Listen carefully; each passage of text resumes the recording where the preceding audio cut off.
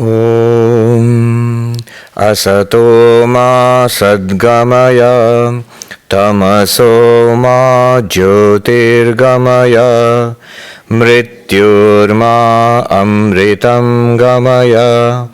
Om Shanti Shanti Shanti. Om, lead us from the unreal to the real. Lead us from darkness unto light. Lead us from death to immortality. Om, peace, peace, peace. Good evening, everybody. And what a joy it is to be back here in Santa Barbara. I always feel when I come back here, I marvel at how powerful the elements are here. You know, the sky and the wind and the water and yes, fire and the earth.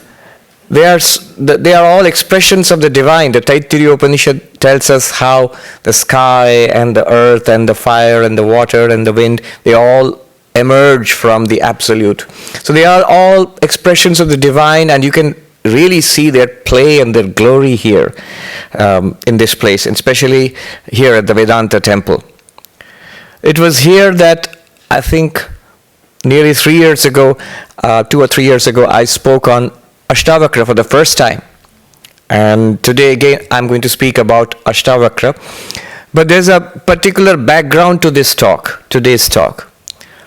What happened was this. Swami Yogeshananda, who is now 96 years old in our Trabuco monastery, I heard he was doing much better now. He had been doing poorly, but now he's feeling much better. And we're glad for that. About 40 years ago, Swami Yogeshananda was in the our Ganges retreat, which is near Chicago. And there, as a young monk, wait a minute, not so young. Even 40 years ago, he was 56 or 57. So that's how old he is. At that time, they had an extraordinary visitor. One of our Swamis, Swami Nishreyashanandaji, came from South Africa. And I have never had the privilege of meeting with him, but many of our senior monastics, monks and nuns have met him. And many devotees, senior devotees, have actually met him. And by all accounts, he was an extraordinary personality. A great Sanskrit scholar, a great meditator, a mystic, a devotee, and a dedicated naturopath. He was fond of cold compresses or something. That's another thing I gathered. He would, at the age of 90, he would do his headstands, Hatha Yogi. I heard from a reliable source that he had a range of occult powers. So, a very interesting Swami. One gentleman I met in New York who had met Swami Nishreyashananda during his travels in the United States in the 80s, 70s. When he first came here, this gentleman was arranging for the visit, and he said, Swami, we need to get some medical insurance arranged for you. And the Swami said, don't bother. I will not die there. I know when and where I'm going to die. So this is that kind of person. Now he came visiting the Ganges retreat about 40 years ago, and Swami Yogeshananda was there, and he started giving classes. Above all these things, whatever I've said, above all these things, he was an extraordinary teacher. I have come across a few of his writings, and actually I've used some of his ideas and the way he has taught them. So scattered across many of my talks, you will find things I've borrowed from Nishreyashanandaji's classes. Whatever few articles and writings I've come across. So when he started teaching, Yogeshanandaji, he saw this is a great thing. It should be preserved. So he started taking notes. And unfortunately, there were no recordings at that time. So he started taking notes. And later on, he thought this should be published. And he did publish it. And that's something that most people do not know. I think maybe that's a booklet which is available only in the Ganges retreat. What happened was I went there to give a retreat last year, and I saw in their book sales, a little book sales counter, this book which is just called Notes. I think Notes and Reflections. For going for $1, and there were just 2 or 3 copies available, I think. So I purchased one. And when I started reading it, lot of insights. But what is pertinent for today is the second point which he makes. They're just scattered points. If you know a lot of Vedanta and yoga and Indian philosophy, they are really profound. But even without that, the insights are all very useful. The second point there, and again, there are little diagrams too, interesting little diagrams. It seems that Nishreshanji used to use a blackboard and chalk and draw diagrams. So the second point there, in that little booklet, it says, other than you, there is no God and no Jiva. No Ishvara and no Jiva. Jiva means the sentient being, us. I am a sentient being, we know that. We are individuals. He says, other than you, the consciousness, there is no individual being, no sentient being, no Jiva, and no God either. What is God and what is a sentient being, the individual? They are nothing other than you. To understand this, he gives the reference. Says this is a translation of Ashtavakra, chapter 15, verse number 16. And then he says, to understand this, read Ashtavakra, chapter 15, verse number 4, up to this verse, 16th verse. And then he leaves it there. So I have read that, but I went back and I started reading, and I found in what is already a very powerful work, the Ashtavakra, this is an extraordinarily powerful sequence. So from 4th verse of 15th chapter to the 16th verse of 15th chapter, an extraordinarily powerful sequence. So those of you who have a copy of Ashtavakra, do go and take a look. I decided to speak about it, and I did a couple of retreats. And so today what I'm going to do, I'm not going to do all those verses from the 4th verse till the 16th verse. There won't be enough time. It takes several hours to do that. But I'll lay the foundation. And if you're interested, you can follow up later. The essential foundation I'll lay it here, today. The 4th, 5th, 6th and 7th verses, that will be what we will talk about this evening. But many of us, we know what the Ashtavakra is. It's the conversation between Janaka, an emperor, and who loved Vedanta and the non-dual philosophy, and Ashtavakra, a very strange and wonderful sage, an enlightened master who teaches Janaka. And it's their conversation. One can say it's literally the highest, the final, the ultimate text of Advaita Vedanta, the ultimate text of non-dual philosophy. You see, when you look at texts of non-dual philosophy, the fundamental texts, the root texts, the source material are what we call the Upanishads. So the Upanishads, they are literally, Vedanta is the Upanishads.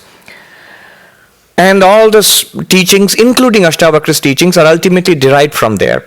So they are the things which are to be studied and understood. And there are texts, many other texts based on these Upanishads. In fact, the well-known Bhagavad Gita, which is one text, if you want to know all the texts of Hinduism, one text which everybody knows about is the Bhagavad Gita. That's also entirely based on the Upanishads. Sri Krishna, in fact, sometimes verbatim quotes from the Upanishads in the Bhagavad Gita. But there were many texts written, notably by Shankaracharya and his followers, to expound the philosophy and the way of non-dual Vedanta, Advaita Vedanta. So these are called prakaranas. Some of them are introductory texts which introduce you to the whole of the Advaita Vedanta philosophy, the entire system. Some of them they introduce us to a part or an aspect of the entire philosophy. Some of them are dialectical. You see, Advaita Vedanta is to be practiced in 3 stages. Shravana, Manana, Nididhyasana. First, Shravana literally means listening, but actually it means systematically studying with the help of a teacher. If you study the Upanishads and the other texts with the help of a teacher.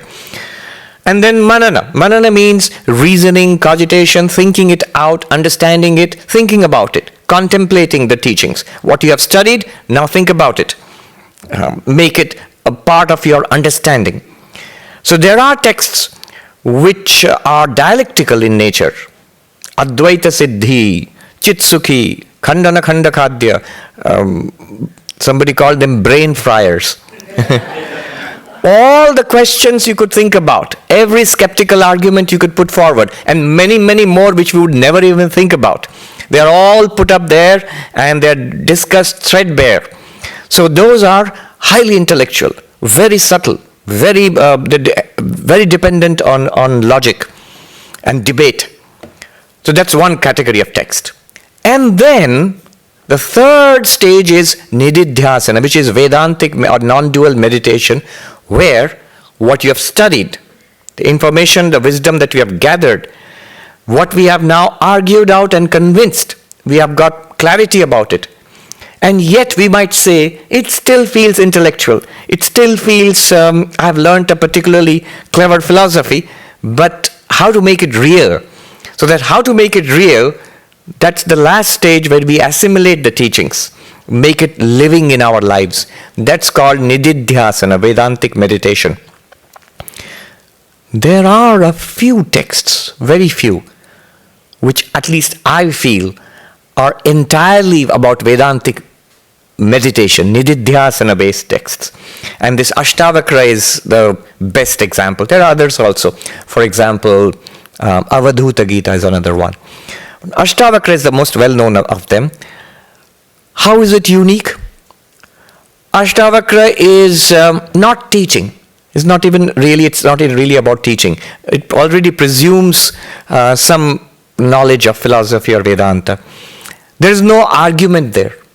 Ashtavakra is not interested in persuading us of something. No argument, no attempt at debate, no attempt at really raising questions and arguing it out. No.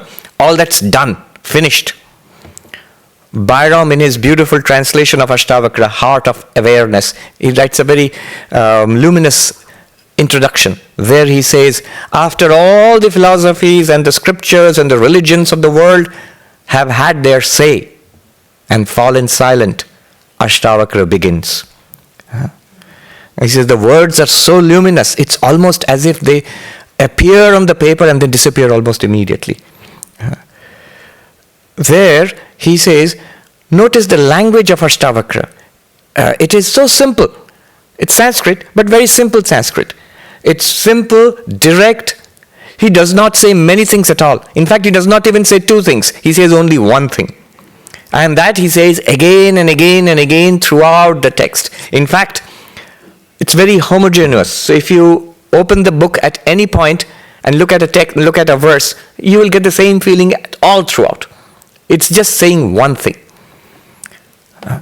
So this is Vedantic meditation. If you read the text quietly in an environment like this and slowly, really, really slowly, it's equal to meditation. It's equal to the highest meditation.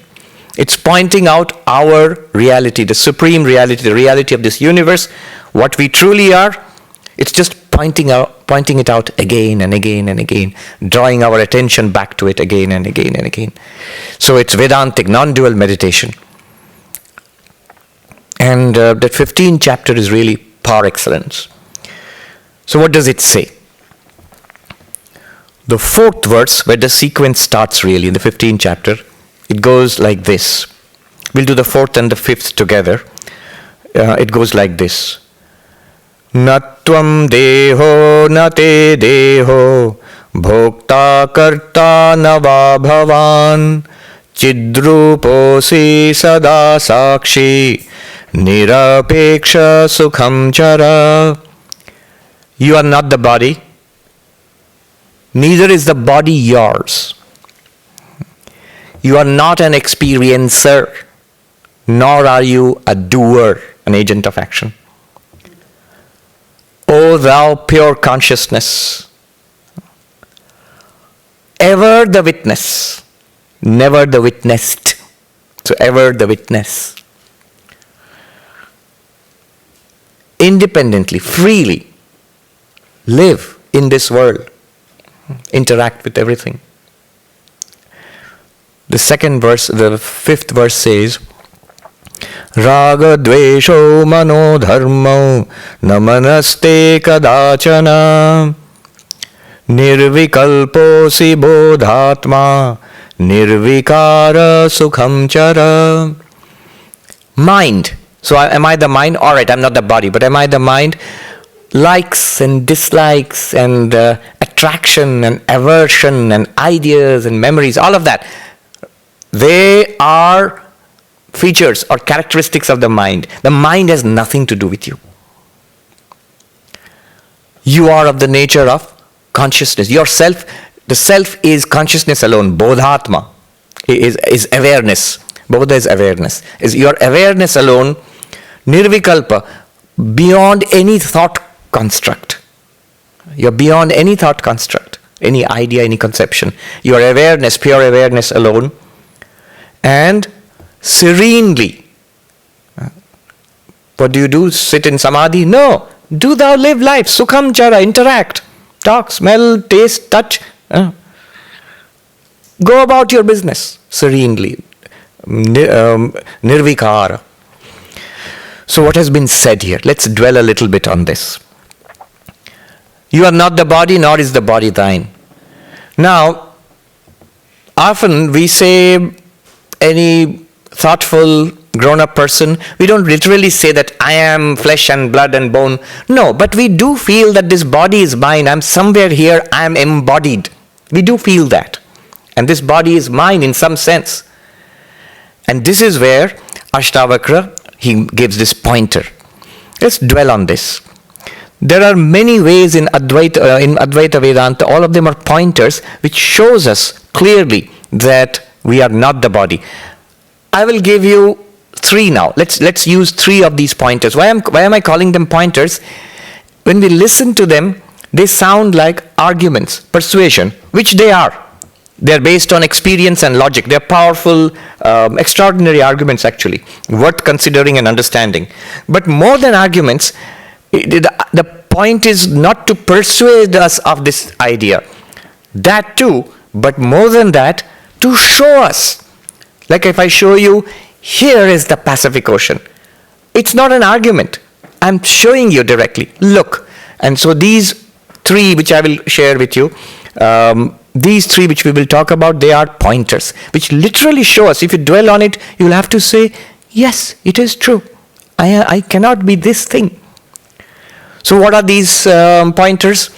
One of them says that what you experience cannot be you. As simple as what I can see with my eyes must be different from my eyes. My eyes are the seer, and what they see must be different. It's literally true. The only thing that the eyes cannot see are the eyes themselves. Literally. If you just feel it, it's not an argument. You can just see. Whatever you can see is outside, is apart from the eyes. It could be very small, take a microscope. It could be very far, take a telescope. But it is at the distance from the eyes. In fact, the limit of the vision are the eyes themselves. If you're thinking, I can see my eyes in a mirror, that's a reflection of the eyes. You can't see the eyes the way the eyes see this. You can't see the eyes themselves like that. You cannot. You can take a picture of your eyes, a selfie, but that will still be a picture. You are not seeing the eyes are not seeing themselves directly. So what sees is different from what is seen.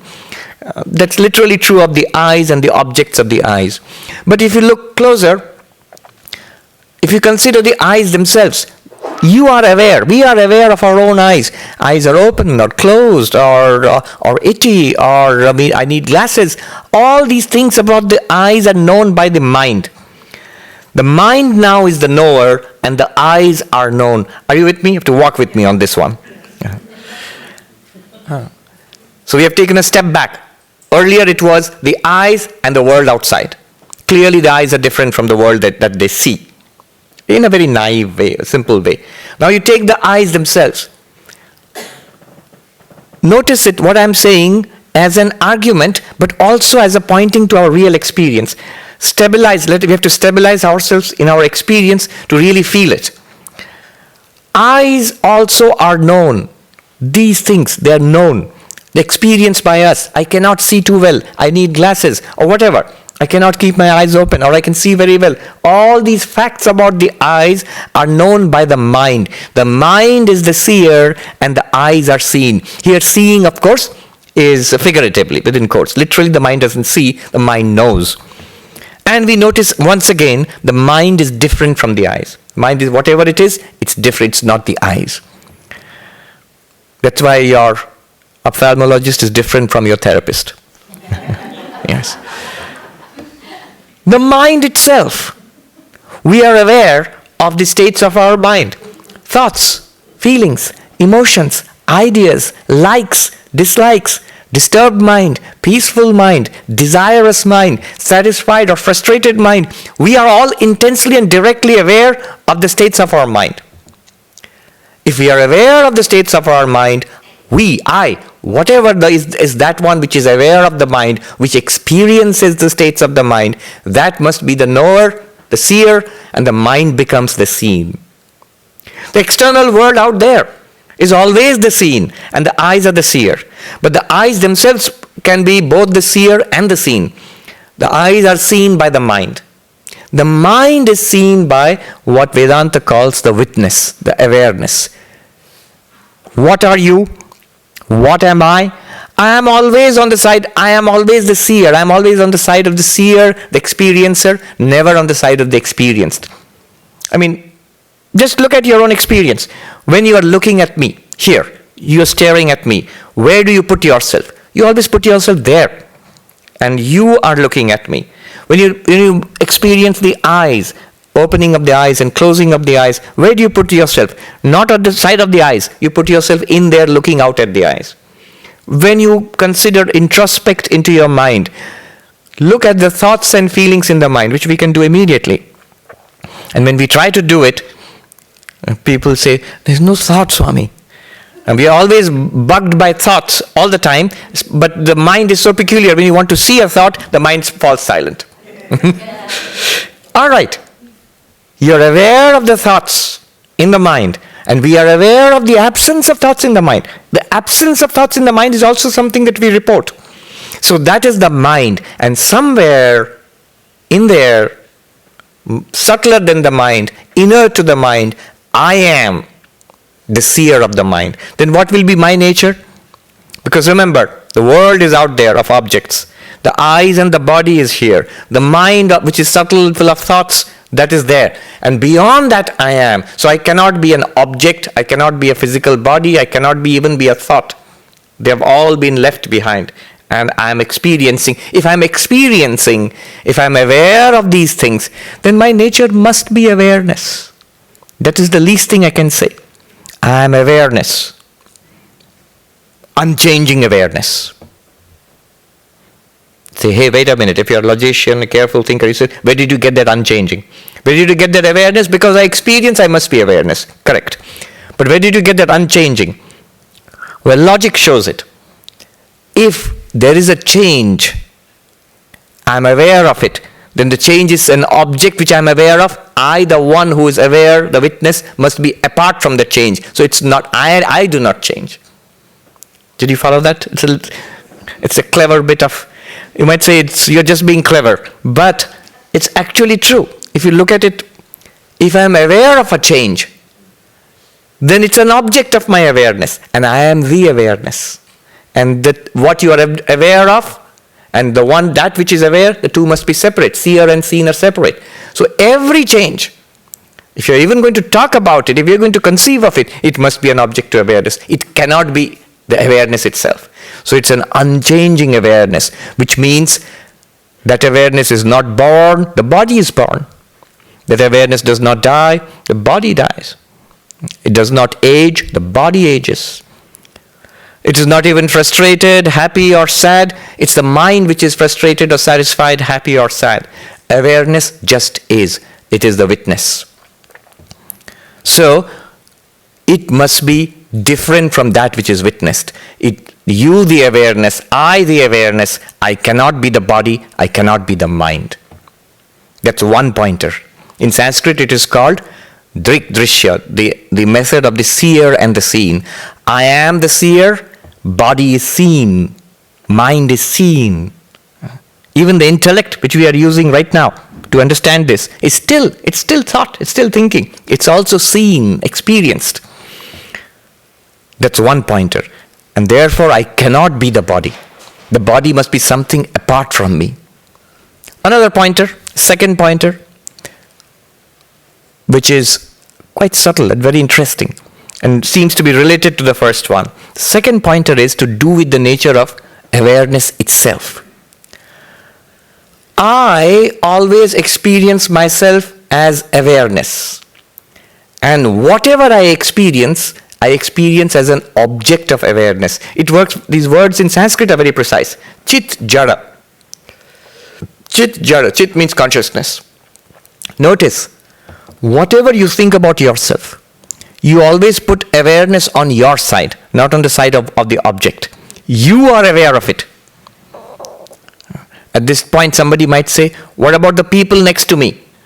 I'm aware of them, but they're also aware, they're their consciousness. But note that the people next to you, we are sitting here right now, we are aware of their bodies and their language and their behavior. If you happen to be a telepath, I hope not, but if you happen to be a telepath, you'll still be aware of their thoughts. But you'll never be aware of their awareness. Does it make sense? If we understand what awareness is within us, we will see we can never be aware of awareness anywhere else except in the mind. And through that, we are aware of our own minds, we are aware of the body, we are aware of the external world, we are aware of other people, and we make an inference. Just as I am aware in here, they must be aware there also in that body. But we don't directly experience their awareness. We experience the effects of that awareness. And that leads to a lot of interesting philosophy. The whole question of other minds, the whole possibility of, they are discussing artificial intelligence. How do we know? Because you see, all that you can know about a machine is that it can emulate, it can imitate intelligence. But what we are really interested in is, in there, as I feel awareness and intelligence and thinking, does the machine feel that in there? There's no proof of that.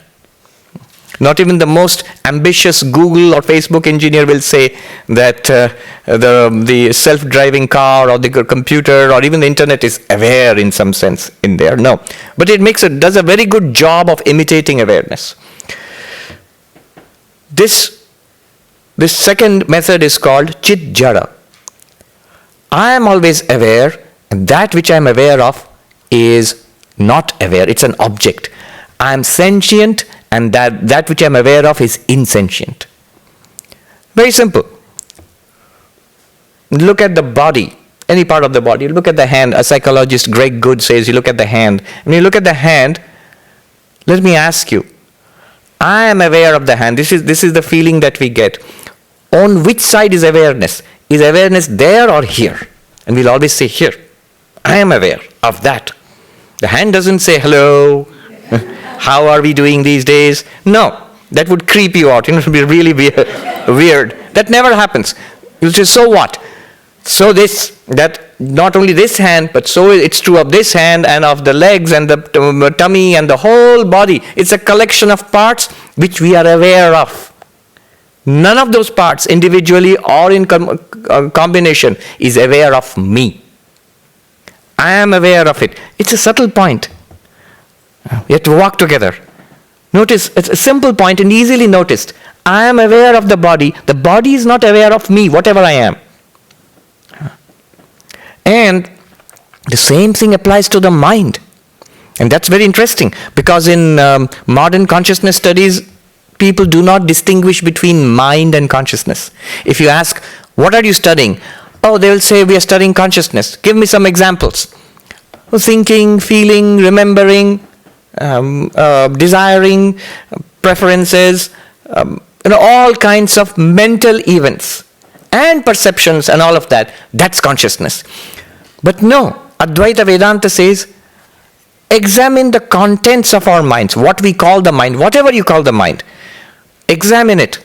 And when you notice a thought, notice this. On which side is awareness? Are you aware of the thought, or is the thought aware of you? We never thought in this way. Just think about it. Just think. I give the example of 2 plus 2, 4, or you can just think A, B, C, D, whatever. 2 plus 2, 4, just think 2 plus, right now you can try it. 2 plus 2, 4, what does it feel like? I am aware of 2 plus 2, 4. Obviously, 2 plus 2, 4 is a thought, is like a mental talk. The 2 plus 2, 4 is not aware of me. It doesn't say, hello, we haven't met a long time. It doesn't look at me. It's not aware of me as the one who is thinking. The thought is not aware of the thinker. The thinker is aware of the thought. Consciousness is on our side, on your side, not on the side of the thought. It's so clear to us when you think in this way, the thought is an object to consciousness. You are aware before 2 plus 2, 4. You are aware of 2 plus 2, 4 when it comes up. And when it disappears, you are aware of the absence of 2 plus 2, 4. It was never at any point aware of you. It's, when you put it in that language, it sounds so clear and sounds silly to even say that. So even thought is in-sentient. It appears to be sentient because you are shining upon it. By your light, thought is lit up. That's why thought appears to be conscious, and the consciousness studies experts start studying thought. But thought is also an object to you, insentient, and you are the sentience, the awareness, the consciousness shining on the thought.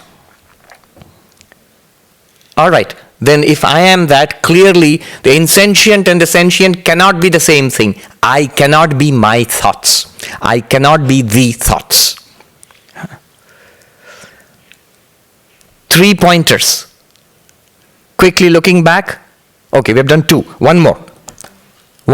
It's an old one we have seen earlier also. Notice all the changes in the body. The body is a series of changes. The baby and the little boy or girl, the teenager, the young person, the middle-aged person, the senior person, the body changes so much. The body changes so much, and we really know it. And yet I feel that body which was so different, the child's body, the baby's body, in some sense, I was there. I was that one. And I was the child's body, and I was the teenager's body. I was in the middle-aged body, and maybe I'm here in the senior body. If I feel a unity of awareness, of being there in an ever-changing body, then I, the unchanging, and the changing body, they cannot be the same thing. They are mutually opposed. Changing and unchanging cannot be the same thing. In Sanskrit, it is called Savikara Nirvikara. Savikara means with modification. What is with modification? Body. What is without modification? I, the sense of self. And that which is changing and unchanging, they cannot be the same. So I cannot be the body. Much less can I be the mind. The mind changes so much. Since this morning till now, how many times curious, how many times bored, how many times happy, how many times irritated, how many times wanting something, how many times relaxed and satisfied. How many times many thoughts have come and gone since this one morning. And all throughout our lives, so many things. Just imagine, look, it's very interesting to think that maybe decades ago when I was a schoolboy, what sort of thoughts went through the mind at that time? So very different, so alien to the thoughts now. That means the mind has changed so much. And yet I think I was there and I am here. So I cannot be this ever-changing, fast-changing mind.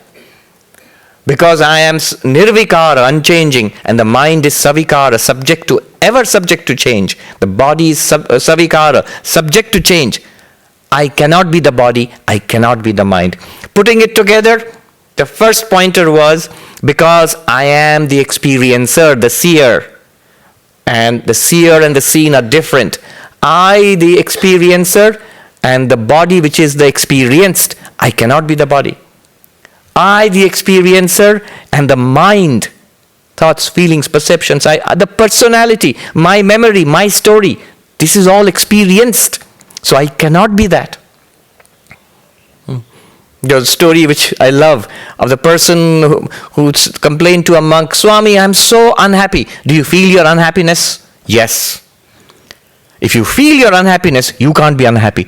I mean, just look at the chutzpah. The Jewish word is there.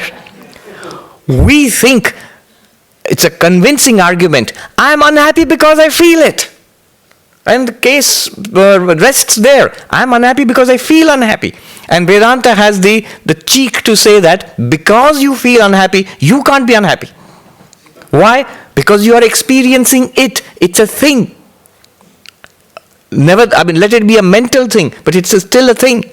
And you, the awareness who experience it, quite interesting. It's an experienced object. It must be different from you, the experiencer. The seer and seen are different. Drigdrishya. That's why we cannot be the mind either. The second pointer, sentient, in-sentient, chit jada. That's why I am always awareness in whatever situation. And what I am aware of does not have awareness. I am different. Awareness and its object must be different. Awareness and not awareness. This is very close, if you think about it, to the first pointer. But the difference is there. There it is seer and seen. Here we are talking about aware and not aware. The third one is simpler. It's our intuition that in an ever-changing body-mind, I am the not changing, the unity of the self across time. So I, the unchanging, cannot be the changing body. I, the unchanging, cannot be the ever-changing, fast-changing mind.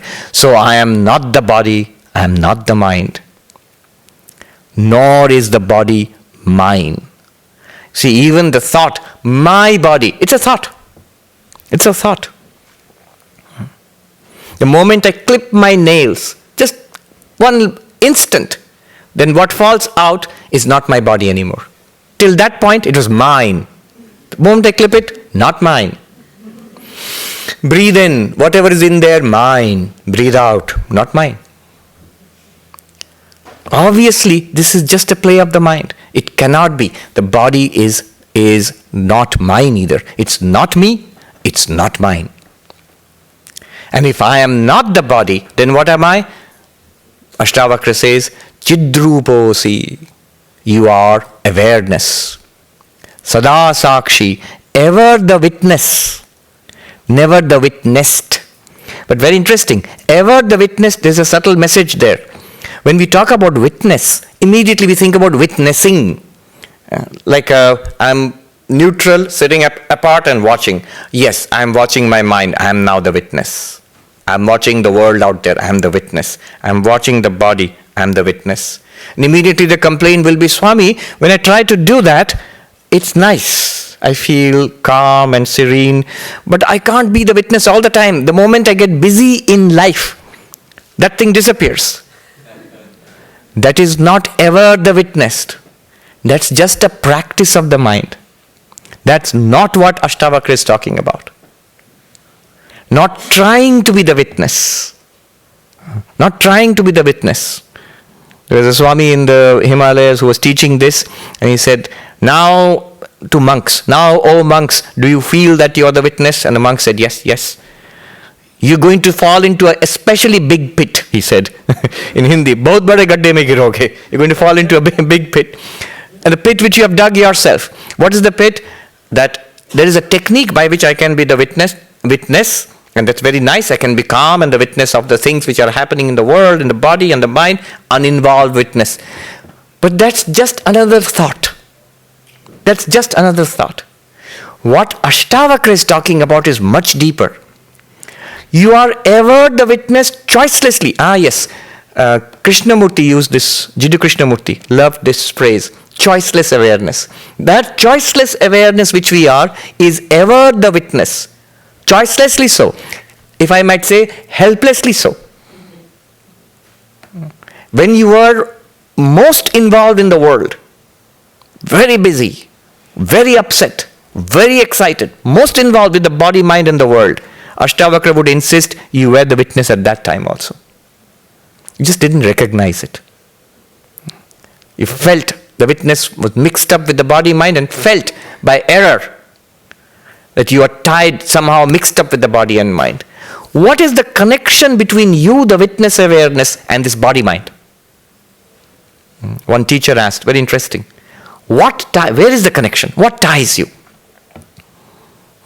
And the answer was stupidity alone. The only thing that ties us to this, but you see, as clarity dawns, you will see there is no connection between me and the body and mind, and never was. I am ever the witness, not a practiced witness, not a witness meditation, which you can do, which is a good practice for the mind. But the pure awareness which we are, that is not a practice thing. It's not a product. It's not an effect of a lot of spiritual practice. It's always there. You would be ever the witness if you did not come to a single Vedanta class. Ever the witness. Sada Sakshi. Bhokta Karta Nava Bhavan. You are not the experiencer. Bhokta literally means the enjoyer or the sufferer. It's only when I, the awareness, think of myself as the body, and then I enjoy and suffer. There is no other enjoyer and sufferer apart from you, the consciousness. But you, the consciousness in yourself, are not the enjoyer or sufferer. It's only in identification with the body that one enjoys or suffers. It's the screen which appears as the movie. And the hero enjoys and suffers in the movie. But the screen, after all, that hero in the movie, the entire movie, does not exist apart from the screen. The screen lends substance to that. And yet you cannot say that the screen is enjoying or suffering. Or what tragedy, the hero undergoes so much suffering. Is the screen undergoing suffering? Not at all. It's absolutely unconcerned. But it makes possible the movie, the hero, and his or her suffering. All of that is made possible because of the awareness which we are. So you are not the experiencer, though experience goes on. With body and mind, you appear to be the experiencer. As awareness, you are the background, where even though experience is going on, it leaves no trace upon us. We are not affected by it. And we are not the doer, na karta. It's only in relation to the body. You say the hero in the movie does so many great deeds, wonderful things, fights against the villains, and there's a car chase, and many things are happening. So the hero is doing a lot. And would you say the screen is doing a lot, driving the car and fighting the villain? No, that's silly. And yet without the screen, none of that can happen. So the awareness which we are in itself is not a doer. And why is this important? Because this connects. See, Ashtavakra runs very deep. Each of these verses, if you take apart, the whole of Advaita philosophy comes up. This connects that to the law of karma. If we are not the doer, then I am not the doer of action. Even though action is taking place, I, the awareness, I do not get the results of action also. The results of karma, by which we are bound in samsara, do not apply to me, the doer. To you, the doer. To me, the non-doer, the awareness. To you, the non-doer awareness. Then what do you do? What comes of all of this?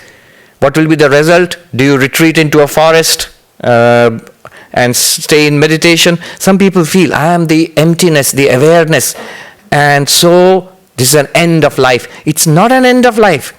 Nirapeksha sukham chara. Chara means, literally it means walk around. It means interact with the world. You can see and hear and smell and taste and touch. You can work and love and go out into the world and do things. And indeed, also you can withdraw and meditate. You can do all of that. Sukham, nirapeksha, happily, freely. Nirapeksha literally means not dependent on the world anymore. The screen, I like the screen analogy, is not dependent on anything in the movie, but the movie is entirely dependent on the screen. And it's Ashtavakra is telling you, the screen, happily play movies all day long. Let the movie of this life go on, enjoy it. Swami Vivekananda said, heed no more than how body lives or dies. Let karma float it down. So do I have to commit suicide then? I'm enlightened? No. Let karma float it down. Karma, the universe will have its way. It's an appearance in you. It's a movie playing in you, the screen of awareness. Let it do its thing. It's enjoyment for you now. It's art for you. It's entertainment for you now.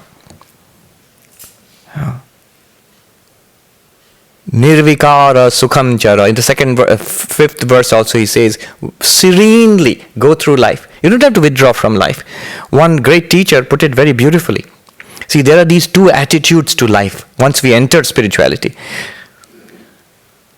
One is the attitude of trying to wipe out the experience of life. Samsara is painful. No, it's not. It's a lot of fun. It's a party. Very good. That's an even lower stage. But it's all right, go ahead and party. After some time, kicks and blows, problems, disappointments, old age coming fast, the world moving ahead, leaving me behind, my party is at an end. Then what happens? No, I must go and listen to a Vedanta talk. Now what the Swami is telling me sounds nice. There's Brahman. Yeah, I don't like this world. Let it disappear.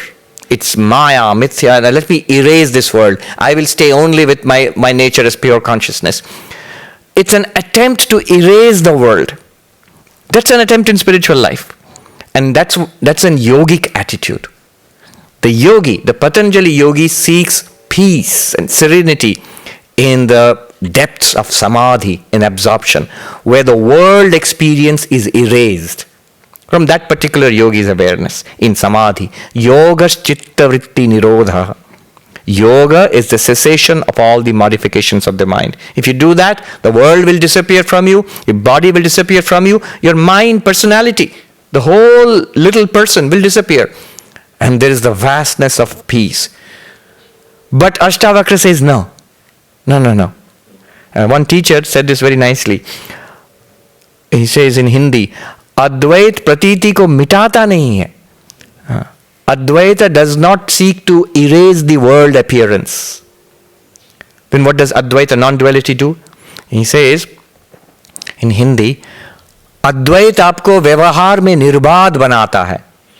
Non-dualism makes you nirbad. How do I put it in English? Nirbad means without obstruction, without any problem, any limitation. Where in vyavahara, in life, in this transactional reality which we inhabit, enlightened, unenlightened, non-dualist, dualist alike, we all inhabit a world of appearance. The dualist will call it a real world. You and the non-dualist, you may call it an unreal appearance. You can call it a movie. But still, the appearance continues. And what the non-dualist, what Advaita does is, it makes you live effortlessly, freely. Nirbad literally means without any limitation. All this is an expression of you yourself. Does anything in the movie limit the screen? No. It cannot. Anything in the movie damage the screen? An explosion, will the screen blow up? A fire, will the screen catch fire? A flood, deluge, will the screen get wet? No, none of that. The screen runs unscathed through fire and hailstorms and deluges and earthquakes without having this least effect. It's not affected. In the same way, non-duality enables us to live here in this life with eyes open, acting in this world with absolute freedom and serenity. You don't seek to erase this world experience. So is that it? No. What Ashtavakra is saying is just the first, it's just the beginning. This is the opening theme. It's not yet non-duality. Notice what he has done. I am not the body, not the mind. I am awareness. Now this leaves two questions. One is, there's so many bodies and minds. How many awarenesses? Each body and mind is separate awareness. And I am awareness, then I am separate, as we just said, from body, mind, world. So how is it non-dual? It's full of dualities and pluralities. Earlier, what we did was, I stop at this skin. Skin inwards, I am. Outside the skin, not me. Here, I. There, the other. That's what we did till now. All that Ashtavakra has said so far is, we have gone further. Even the body and the mind have been othered, and I am the witness consciousness, awareness. That's what we have done. And this is an essential first step. But now the really big step comes, the next step, where non-duality is established. Ashtavakra says, see, here is the thought goes like this, the understanding goes like this. I am awareness. Center in that awareness in which all experience is taking place. is this awareness like, like light? So there is light and there are objects. Objects are existing in darkness, light comes and illumines the objects. So awareness, is there the world outside and awareness goes out and lights up the world and gives us experience? Is it like that? Or are all the things that we experience in awareness? Do you see the difference between things outside of awareness and awareness going like light and illumining it?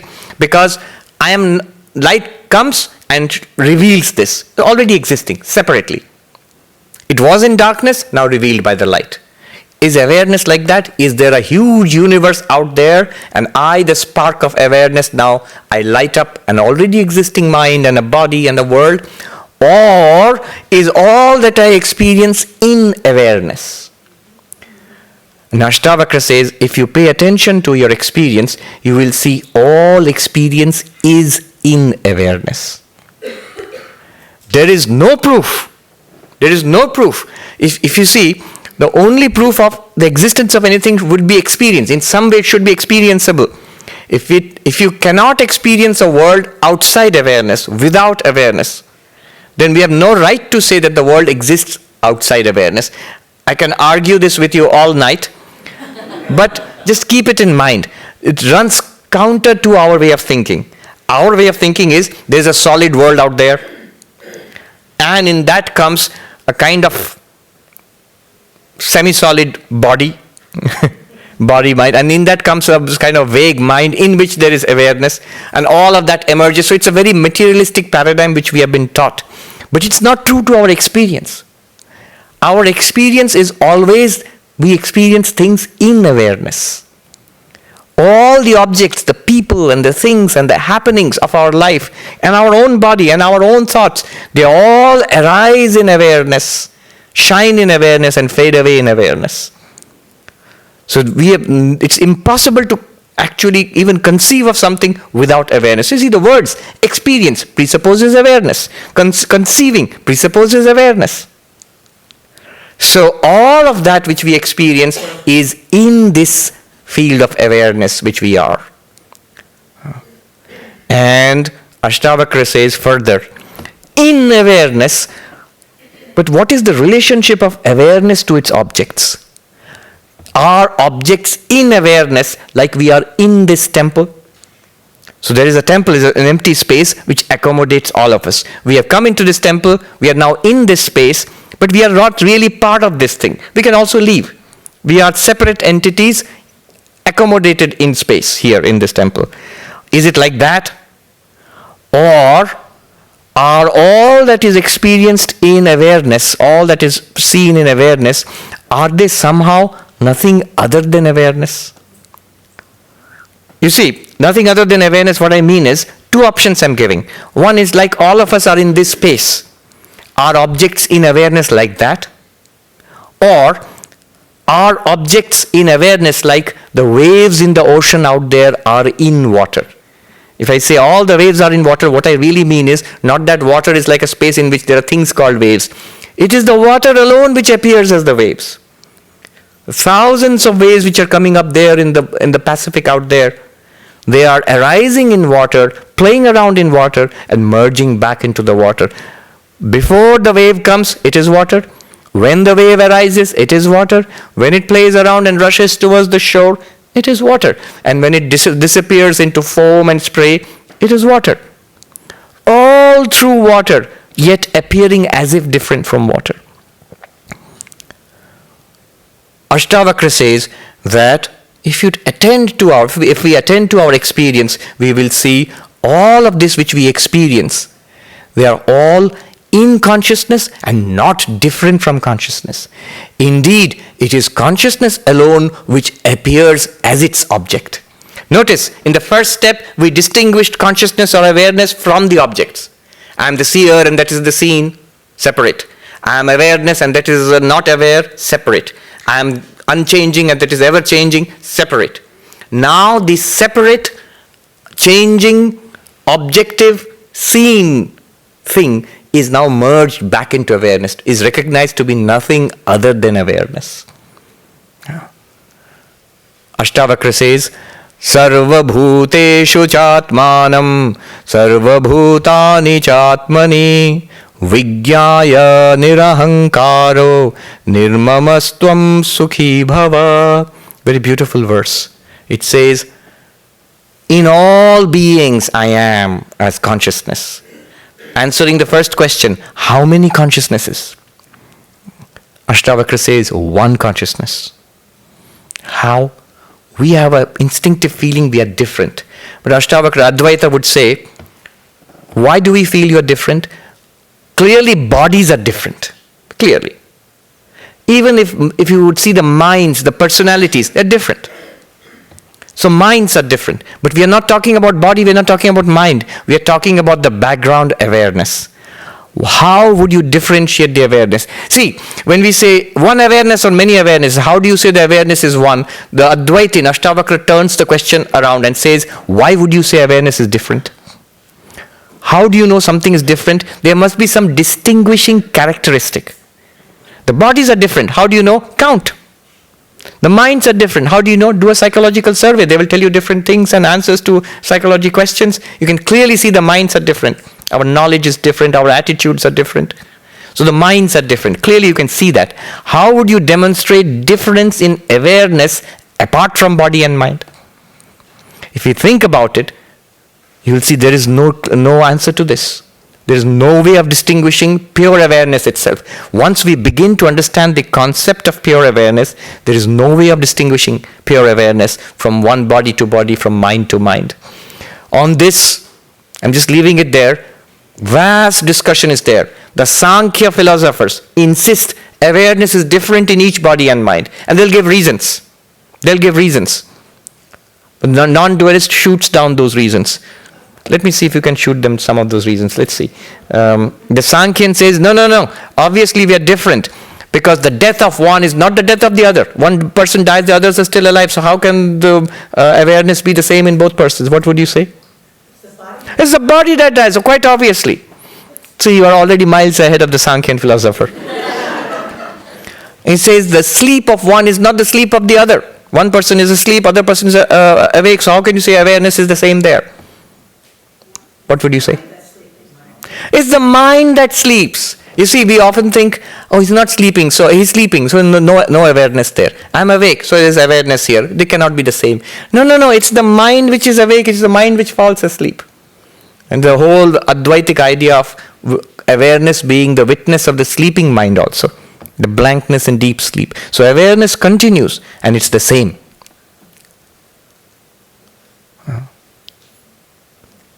A subtle point here. Our waking experiences are different. We have all come from different places and we're going to have different experiences throughout the day. Our mental experiences in the mind, our dreams are also different. But is our deep sleep different? Your deep sleep, his deep sleep, her deep sleep, my deep sleep, is the experience different? Cannot be. Deep sleep is seen as a featureless blankness. What comes before deep sleep and what comes after deep sleep will be different for each person. But in deep sleep, we all have the same blankness, a nothing experience of nothingness. Now, the consciousness, so if the deep sleep, what is experienced in deep sleep is the same, how much more same would be the consciousness which experiences that sameness? So, the consciousness of deep sleep, that awareness is same in all bodies and minds. And in that one awareness, in fact, Ashtavakra says, like waves in the ocean, all the beings of this universe, they arise and play and disappear. You are that one consciousness in which the entire universe arises, plays and disappears as waves. A powerful verse. The 7th verse. Vishwam sphurati yatredam taranga iva sagare tattvam eva na sandeha chinmurte vijwaro bhava. That ocean in which the universe emerges as waves. You are that ocean.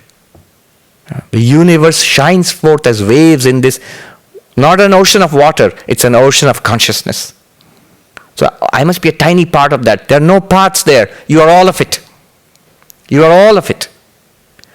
You are that undivided ocean of consciousness, Ashtavakra says, in which the entire universe shines forth as a wave, as one wave, in which it exists in you, plays in you, and disappears back into you.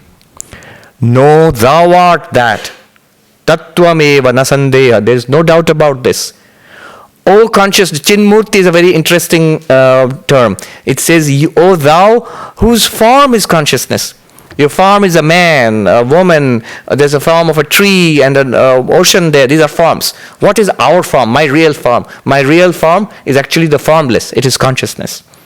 Thou, that formless consciousness, then what happens? Vijwaro bhava. Be free of fever. It's like we are leading life in a fevered state of excitement and depression and misery and anxiety. O thou whose form is consciousness, be free of fever. With just a little time left, let us try to experience this. We are experiencing it. I'll draw our attention to what we are experiencing right now. Just think about this, what Ashtavakra is saying, I'm just trying to summarize in these few verses. This is the basis of what Swami Nishrayashanji pointed out. Note all the things which we experience. By things, I mean anything from a cup of coffee to a human being to my job. All of them, I can call them objects of experience. Are you with me? Whatever we experience in life are the objects of my experience. Stage 1. Stage 2. The objects are not different from the experiences themselves. What I mean by that is, when you look at this cloth in this light, you are having an experience. This cloth is the object of your experience. Correct? And what is your experience? Seeing the cloth. Now, apart from your seeing this cloth, is there any other cloth here? What I'm asking is there an object called a cloth apart from your seeing it? Your experiencing it is all that there is. You are experiencing a cloth and that exhausts the description. There is no other thing called a cloth apart from your... It's just an experience. What I'm saying is, instead of talking about objects separately, which are then experienced, all we can talk about is, our life is experiences. Yeah. Are you with me so far? I've reduced objects to experiences. Our life is just experiences, one thing after another. And somebody was in a conference in New York, and they were one of the speakers was talking about history and the definition of history. He said, best definition of history I've come across is it's one thing after another. He used a curse word in between, which I'm leaving out, which I'm not supposed to use. So, one XYZ thing after another. That is history. One experience after another. Is that not our life? And are those experiences anything different from awareness? Put it this way, objects of experience, living, non-living, human, non-human, whatever it is, they are all in experience. Nothing apart from it. And then next, all experiences are in awareness, which you are, nothing apart from the awareness. Just awareness colored in different ways, shapes, sounds, touch, thoughts, feelings. These are all coloring in awareness, shades in awareness. But it is all through and through awareness and awareness only, consciousness and consciousness only, and that thou art. This universe is entirely nothing other than you. These are objects which are nothing other than experience, and experience nothing other than consciousness, which you are, that thou art. And this consciousness which it is, which you are, which is not the body, not the mind, it is complete in itself. What does it want? Nothing. What could it want? It is already everything that there is. Does it suffer ever? No. Without it, there is no suffering. But it in itself does not suffer. Does it need anything to enjoy? No. Without it, there is no enjoyment. But in itself, it does not need enjoyment. Does it need enlightenment? What do you think? No. No. Does it need worldly enjoyment? No. Does it need to renounce worldly enjoyment? No. What will it renounce? It is all that, all those things are it already. How can you renounce yourself? Does it need enlightenment? No. The Shankaracharya sings, na dharmo, na chartho, na kamo, na moksha. I do not want dharma, I do not want wealth, I do not want pleasure, I do not even want liberation. Why? Because I am this ocean of consciousness, blissful consciousness. I am Shiva, I am Shiva. Chidananda Rupaha, Shivoham, Shivoham. So this is the foundation. Well, let us think about it. Ashtavakra is as direct as it gets. There's nothing more to say after this. As Byram said, once you read this and the words, like magic words, they disappear from the page and leave just the field of awareness, which we are. Knowing this to be our real self, all the time, effortlessly, always available. As Ashtavakra says, Sukham chara, let us lead our lives happily. Sukhi bhava, let us be happiness, fulfillment. Vijwaro bhava, be forever free from the struggle which we call our personal little life. Om Shanti Shanti Shanti Hari Om Tat Sat Shri Ram Krishna Arpanamastu.